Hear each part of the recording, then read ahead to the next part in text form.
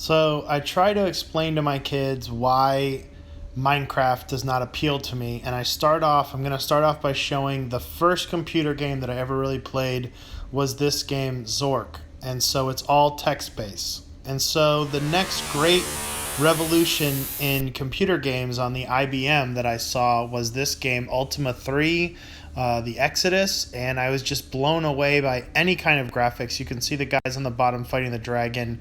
By the way, the game does not have anything like that in it.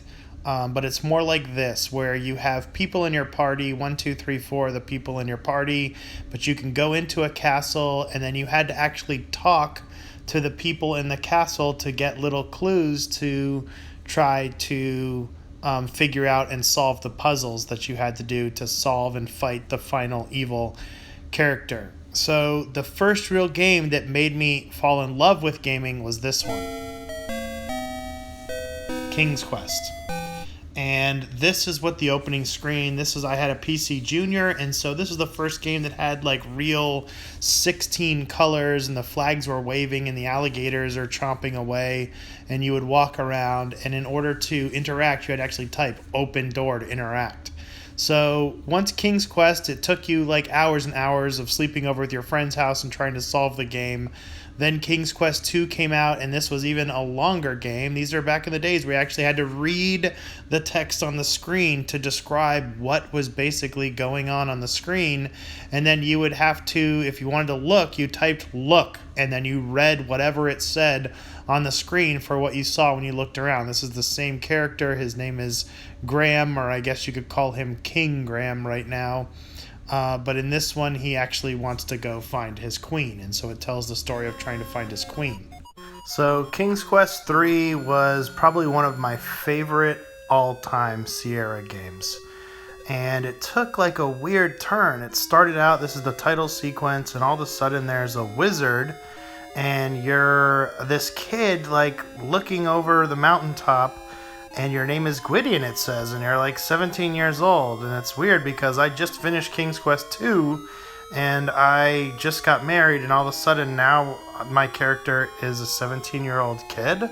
So that was kind of weird. And all of a sudden this wizard kind of appears and starts giving me chores and stuff. And so that was just kind of a weird game, but it's just the graphics compared to the first two was so much better. And I know a lot of people are looking at these graphics and going, these graphics are better, but they are. And so the way that these games worked is there was no voiceover. You had to read the text, and you just really got into the game, and you had to do different things. And again, you still had to type in what you wanted to do. So if you went into the kitchen, you had to get the bread or get the fruit or whatever. You had to type it in.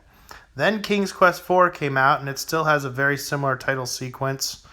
And this time, I can't give away too much, but there's Gwydion. He made it back home, and there's his sister right there, and everybody's kind of happy, and the adventure is about to start, and Dad's passing on his cap, and he has a heart attack, and all of a sudden the cap is on the floor, and there's going to be some kind of mission. And so the graphics have changed this way, and they're actually going to change the character also.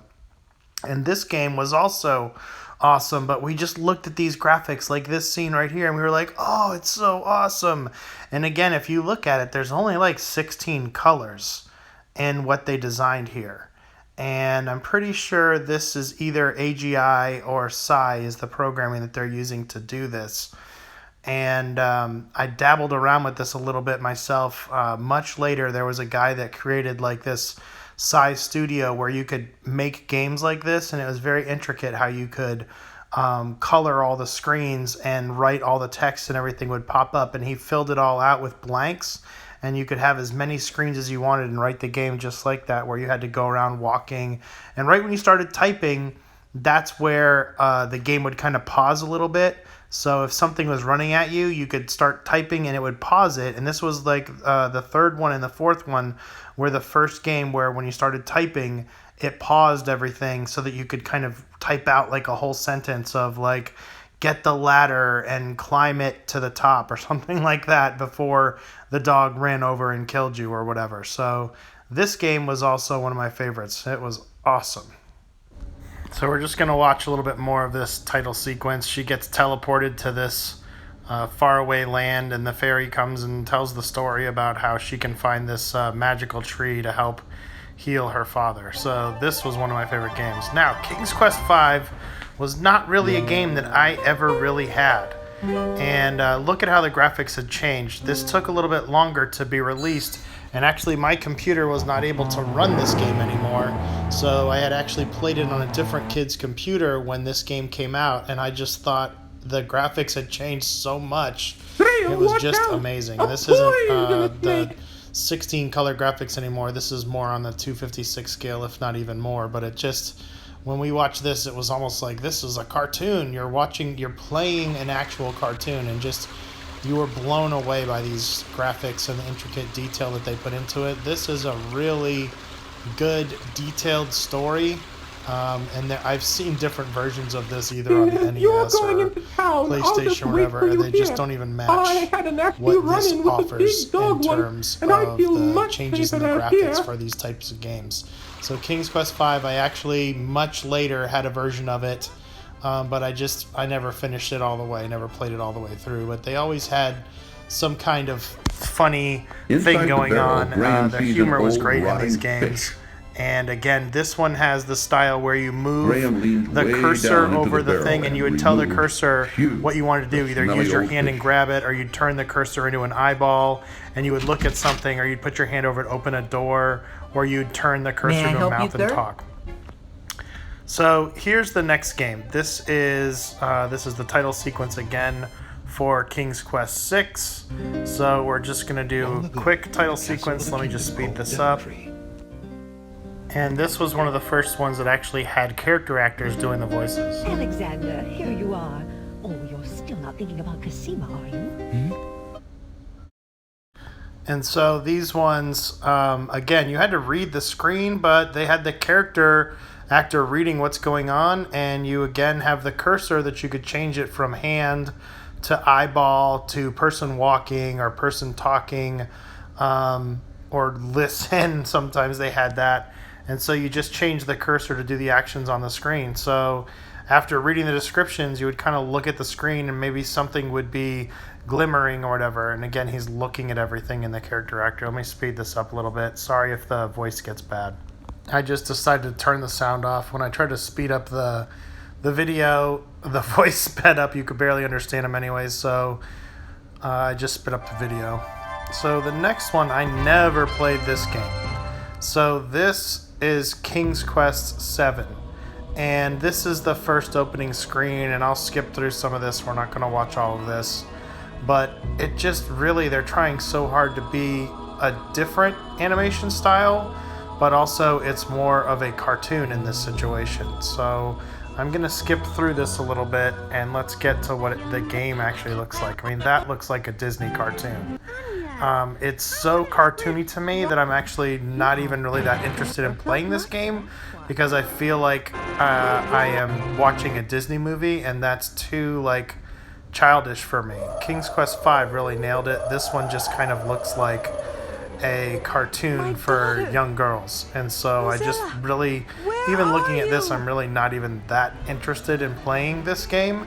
And so I'm starting to see why the company started to not get a lot of sales in games like this, especially when boys are their main market for these games.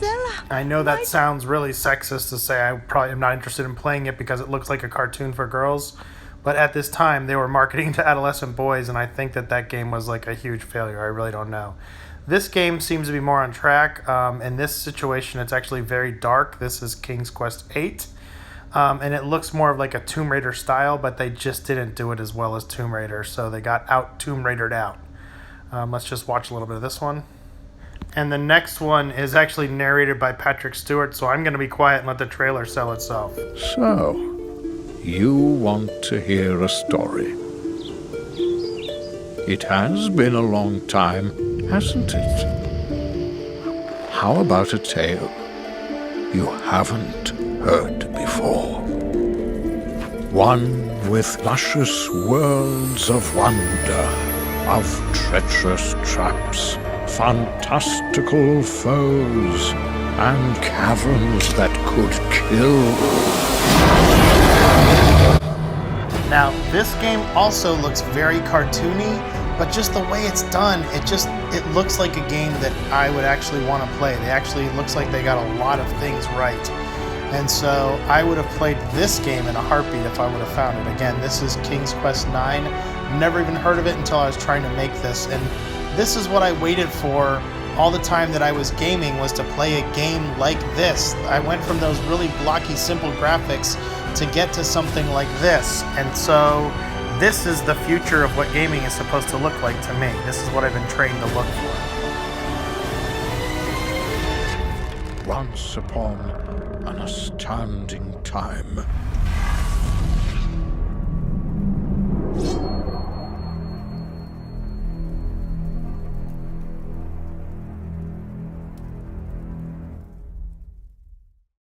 And so the full progression of graphics getting better and better all of a sudden come to this culmination from 2009 to 2020, and this is kind of what you end up with. It does not look like I'm playing in a cartoon. It's just like a blocky mess. Now, I have to tell you, this video looks way better than just a few iterations ago. This version of Minecraft, again, where you're just putting blocks down and just doing things, I feel like I'm working.